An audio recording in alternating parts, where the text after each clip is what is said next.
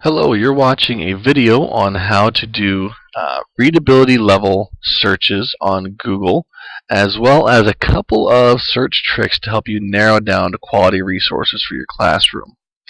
In case you didn't know, way back 2010-ish, Google actually paid some teachers to go through websites and grade them as advanced, intermediate, or basic reading levels.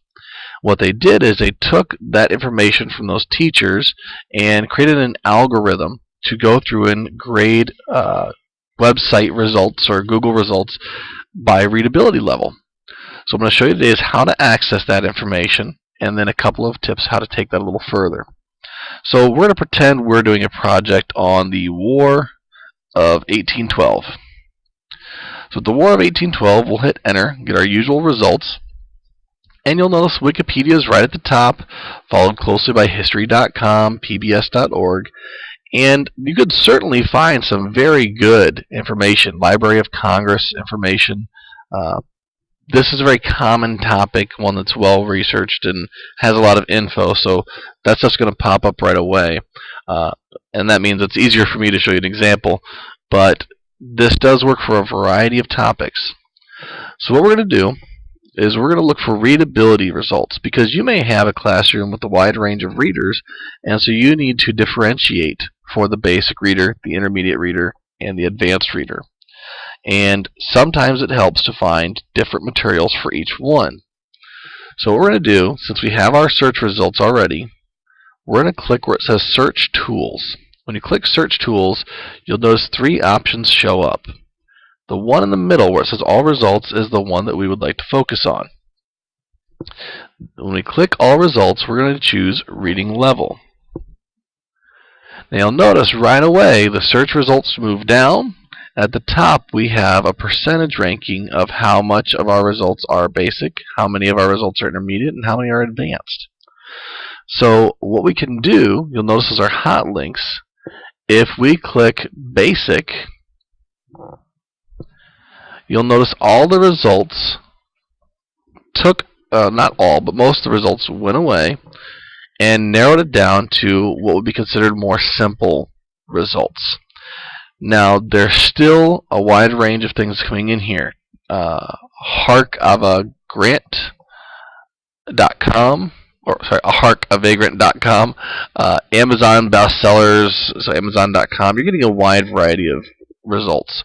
The next thing we're going to do is look at how to narrow those down more. The other thing I'll mention, yes, you notice College Humor video shows up. Obviously, that's not sorted out by appropriateness level. This is by reading level.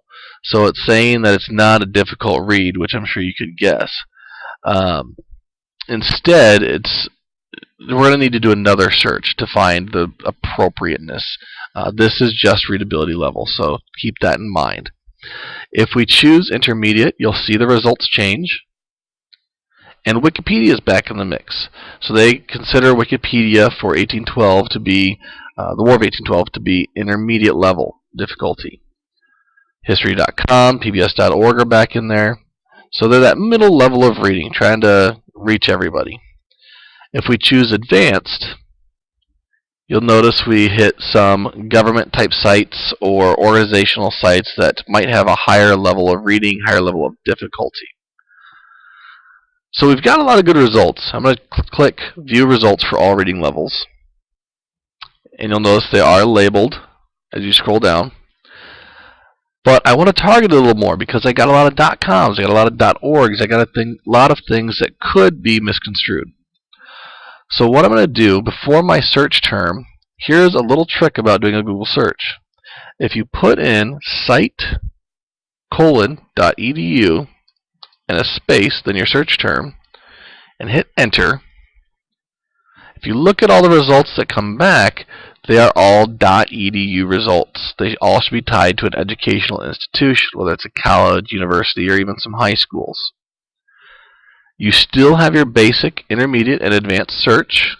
So we could choose basic, and it pulls those out again. We could choose intermediate, pulls those out. And you might be noticing at this point that some of our results have the same address.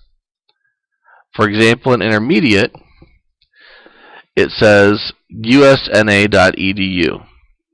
In basic, you have usna.edu. But if you look, this is the War of 1812 exhibit gallery, the walking tour, the comment card. If we go back to intermediate, this War of 1812 was actually the main homepage. Here it's the bicentennial, or I'm sorry, the one below it, it's another specific exhibit. So in order to look at the site's results, they're going to be page by page, which could be a good thing. Say we think the usna.edu is a good site. Instead of just site:.edu, I could have site:usna.edu and hit enter. So now I have all the usna.edu results that have War of 1812 in them. And I could say which pages are basic, which pages are intermediate, and which pages are advanced. So I can actually take one site and look at all pages that have my content on there and look at the readability level for each page, which could be a great thing if you have all your students looking at one site that's full of good information and you say, you know what, I'm going to do a little bit of ability level grouping because we're all on the same topic, but we want to challenge everybody appropriately. So you might have one group do the advanced pages, one group do the intermediate pages, and the other do basic pages. They're all participating in the same site, but we're differentiating for their different ability levels. If you find this to be very helpful, there's one other trick I'll show you. Instead of a site:.edu, you can also do site:.gov.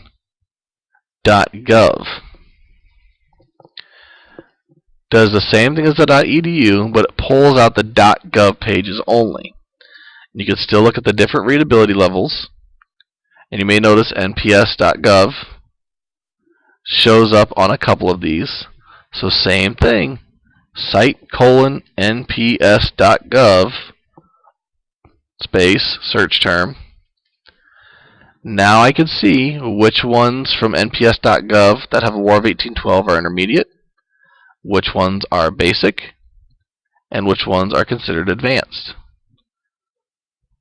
So by using Google's readability level, not only can I separate out my search results in a basic Google search, but if I pair it with a site-specific search like .edu or .gov, or even down to nps.gov or the other one we use for the .edu, that lets me then differentiate which parts of a site are at different reading levels. Certainly take everything with a grain of salt. I encourage you to preview the sites, look over them, make sure the material is appropriate and that the readability level is accurate enough for what you're trying to do. But this does give you a way to try to work a little bit more closely to your students' ability levels and differentiate for their needs.